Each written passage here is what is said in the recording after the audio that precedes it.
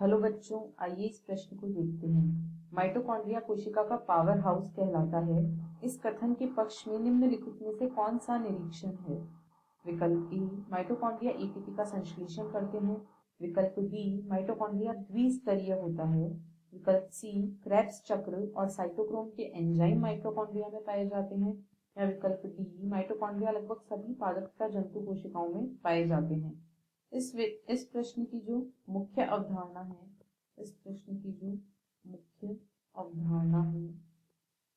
वह है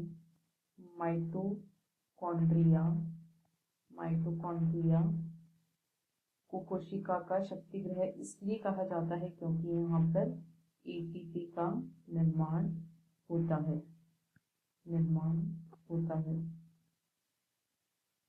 श्वसन या कोशिकीय श्वसन एक बहुचरणीय प्रक्रिया होती है जिसमें कई प्रक्रम शामिल होते हैं, जैसे ग्लाइकोलिसिस।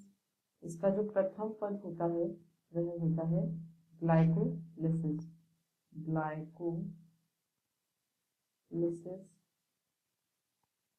यह कोशिका द्रव्य में संपन्न होता है।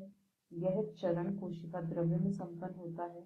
उसके बाद में जो क्रेब्स चक्र होता है,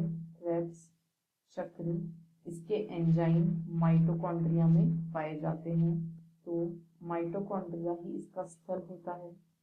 एवं उसके बाद जो इलेक्ट्रॉन ट्रांसपोर्ट सिस्टम या इलेक्ट्रॉन स्थानांतरण, इलेक्ट्रॉन परिवहन श्रृंखला होती है, वह भी माइटोकॉन्ड्रिया में ही पाई जाती है। माइटोकॉन्ड्रिया की आंतरिक झिल्ली में यह मुख्यतया उपस्थित होती है तथा यहाँ पर एटीपी का निर्माण होता है।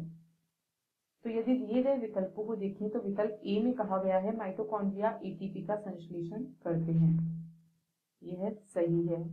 विकल्प बी में कहा गया है माइटोकॉन्ड्रिया द्विस्तरीय है, यह सही तो है। यह कथन तो सही है कि माइटोकॉन्ड्रिया जो है एक दोहरी झिल्ली युक्त कोशिकांग होता है। माइटोकॉन्ड्रिया एक दोहरी झिल्ली युक्त कोशिकांग होता है, परंतु इससे यह तो साबित नहीं होता कि कोशिका का इसे पावर हाउस क्यों कहा जाता है। अतः यह एक गलत विकल्प होगा।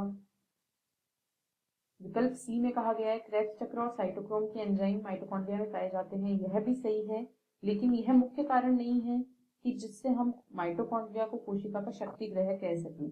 और विकल्प डी में कहा गया है माइटोकॉन्ड्रिया लगभग सभी पादपों या जंतु की कोशिकाओं में पाए जाते हैं, तो माइटोकॉन्ड्रिया का उपस्थित होना मात्र ही उससे शक्ति ग्रह कहने का कारण नहीं है। अतः इस प्रश्न का सही विकल्प होगा विकल्प ए, माइटोकॉन्ड्रिया एटीपी का संश्लेषण करते हैं, इसीलिए उन्हें कोशिका का पावर हाउस कहा जाता है। आशा है आपको प्रश्न समझ आया होगा। धन्यवाद।